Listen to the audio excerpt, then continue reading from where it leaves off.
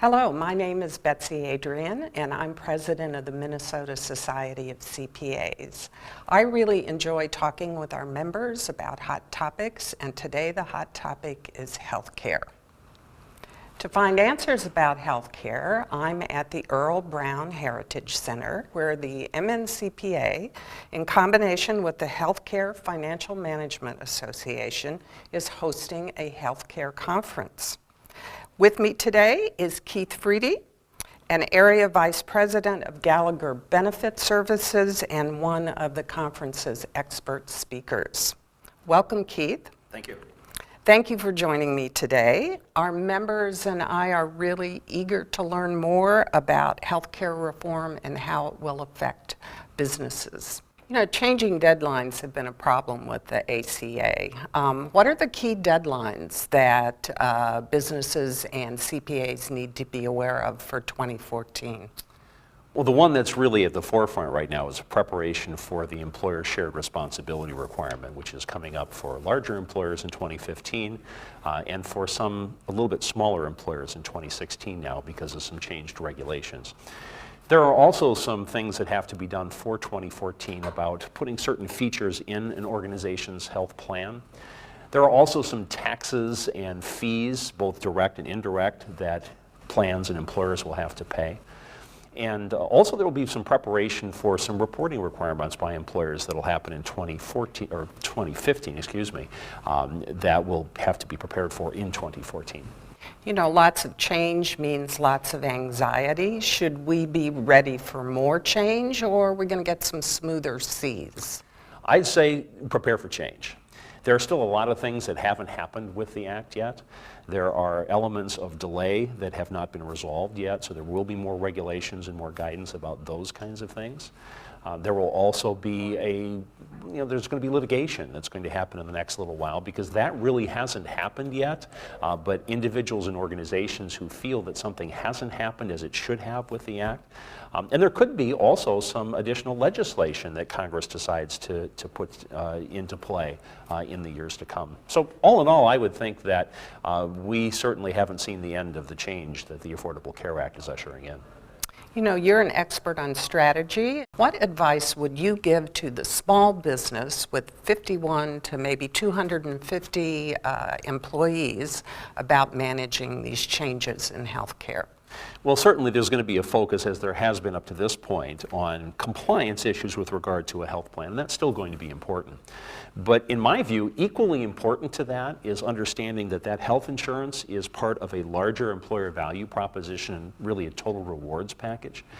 And so what I think is important for especially medium-sized employers to really focus on in the coming years is, does that health plan and what an employer is doing with it, as well as the other elements or components of total rewards, is that really focused on helping the organization to achieve its strategic objectives? Because after all, that's the whole point of doing this in the first place, is to have a package on the table that will attract, retain, and engage at hopefully a reasonable cost the employees that an employer needs to be successful.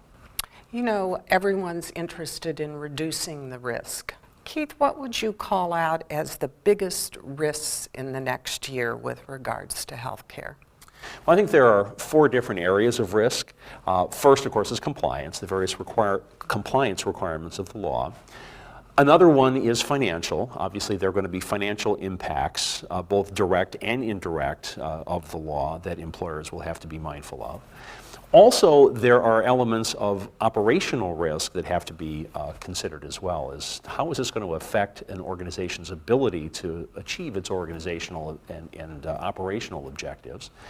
And then the one that I think is most important, at least that I get excited about talking about, is strategic risk, is making sure that what an organization is doing around health insurance and the total rewards package is really aimed at achieving strategic organizational objectives as well. You know, we all benefit from learning from others' mistakes. So what's the single biggest mistake that you see companies making regarding the ACA? One of the things I see a lot of employers do is have a singular focus on avoiding penalties under the Affordable Care Act. And while the potential for penalties is certainly there, and it's one important element of the financial risk that an employer or an organization has, it's just one. And so what I think is more important for an employer to do is look at the entire range of issues financially and otherwise. So I would say, avoid a singular focus on avoiding penalties and look at things in really a larger, more strategic context. Keith, tell me what you think are the positive outcomes for employers regarding the implementation of the ACA. I think one of the things that will be really important, a really great opportunity for organizations that don't fear change, is to look at this as a great opportunity to rebalance and recalibrate its entire employer value proposition. It's a great opportunity to take a look at things from different perspectives, because you have some different financial and other elements that will impact really the total rewards package that an employer puts on the table. So I think for those organizations that don't fear change, it's a great opportunity to relook at how well its package is helping it to strategically meet the objectives that it has, while much of the rest of the world is focusing on avoiding penalties. Well, thank you so much, Keith, for all your insights and helping our members and CPAs understand the ACA better. I'm really looking forward to the update that you'll be presenting at the Management and Business Advisors Conference in June.